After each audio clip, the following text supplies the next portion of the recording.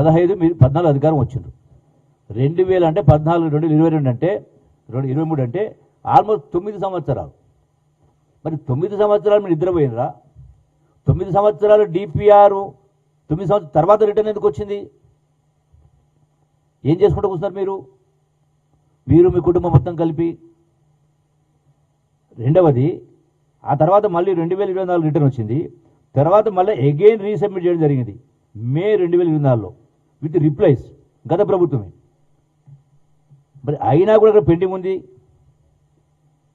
తర్వాత మన ప్రభుత్వం వచ్చిన తర్వాత కూడా గతంలో ఇది సబ్మిట్ చేసినప్పుడు మైనర్ ఇరిగేషన్ సేవింగ్స్ 40 టీమ్స్ అన్నారు కదా మీరు ట్యాంక్ వైజ్ అంటే చెరువు వైజ్, కుంట వైజ్ కూడా మీరు డీటెయిల్స్ పంపని అడిగారు కేంద్ర ప్రభుత్వం.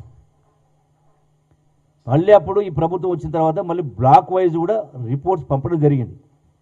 సిఈ పైన క్రిమినల్ కేసు పెట్టింది సుప్రీంకోర్టు, గవర్నమెంట్ అన్నాడు ఎన్జిటి. మన చీఫ్ ఇంజనీర్ పైన క్రిమినల్ కేసు పెట్టిండు, 400 కోట్ల పెనాల్టీ ఇంపోజ్ చేసిండు.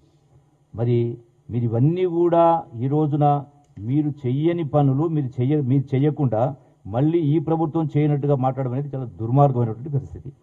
రెండవది, కేసీఆర్ ముఖ్యమంత్రి ఉన్నప్పుడు నేను కూడా ఆ ప్రభుత్వంలో 3 సంవత్సరాల అధికారులు ఉన్నా. మొత్తం మామనల్లో పెద్దం తప్ప ఏది కూడా వినిపించుకున్న పాపన కానీ పడిన పాపన పోలే.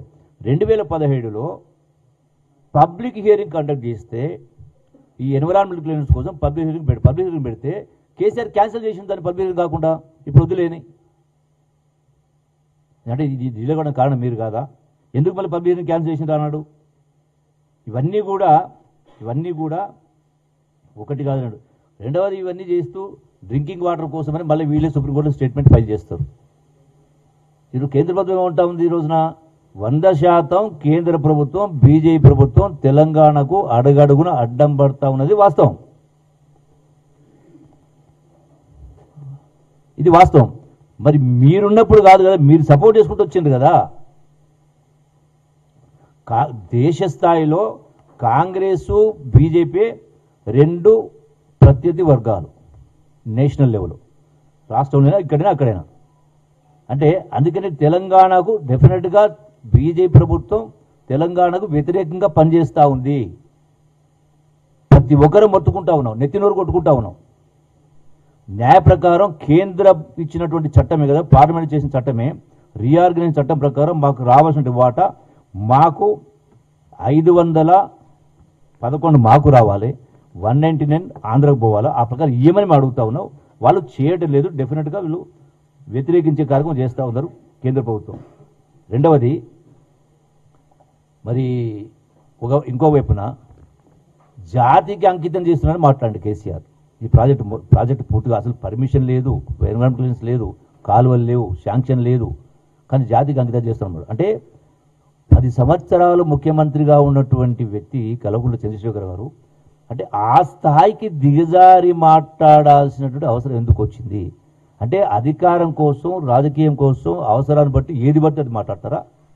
అందులో భాగంగానే కదా ఇలా మాట్లాడుతున్నది. తోలు తీస్తారని మాట్లాడదు కదా. ఈ రోజున చాలా ఏదో గొప్పగా పాలమూరు పట్ల ప్రేమ ఉన్నట్టుగా, పాలమూరుకు అంగిని చేస్తున్నట్టుగా ఆయన మాట్లాడుతున్నాడు. ఒకసారి లెక్క తీస్తే నిన్న మాట్లాడేప్పుడు నేను కూడా కొంచెం విన్నా, పేపర్లో చూసిన, ప్లస్ నేను ఆయన ప్రెస్ మీట్ విన్నా. పాలమూరు ప్రాజెక్టుకు 6,50,000 ఎకరాలు సాగునీరు ఇచ్చినారని మాట్లాడాడు. అది మహాత్మా గాంధీ కల్వకుర్తి ఎత్తిపోత పథకమైన, భీమా అయినా, నెట్టెంపాడైనా, కోయిల్ సాగర్ అయినా. అసలు ఈ ప్రాజెక్టులు మంజూరైంది ఎవరి పీరియడ్లో? ఇవన్నీ కూడా వైఎస్ రాజశేఖర రెడ్డి గారు ముఖ్యమంత్రిగా ఉన్నప్పుడు ఆనాడు 8 లక్షల ఎకరాలకు ఈ ప్రాజెక్టులు మంజూరిచ్చి 8,000 కోట్ల రూపాయలు ఖర్చు పెట్టిండు. రైట్ ఫ్రమ్ 2008 to 2014 దాకా 8,000 కోట్లు ఖర్చు పెట్టిన తర్వాత ఆ మిగిలిన దాన్ని, సరే మిగిలినటువంటి 3,000 కోట్ల, 4,000 కోట్ల మిగిలిన వాటిని కేసీఆర్ గవర్నమెంట్ ఆనాడు ఖర్చు పెట్టడం జరిగింది.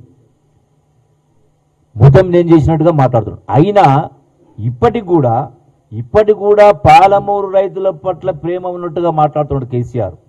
ఇప్పటికి కూడా మరి ఇన్ని లక్షల కోట్లు అప్పు చేసి కూడా ఎందుకు ఈవెన్ మహాత్మా గాంధీ కల్వకుర్తి ఎత్తిపోతల పథకం ప్రాజెక్టు పూర్తి కాలేదు?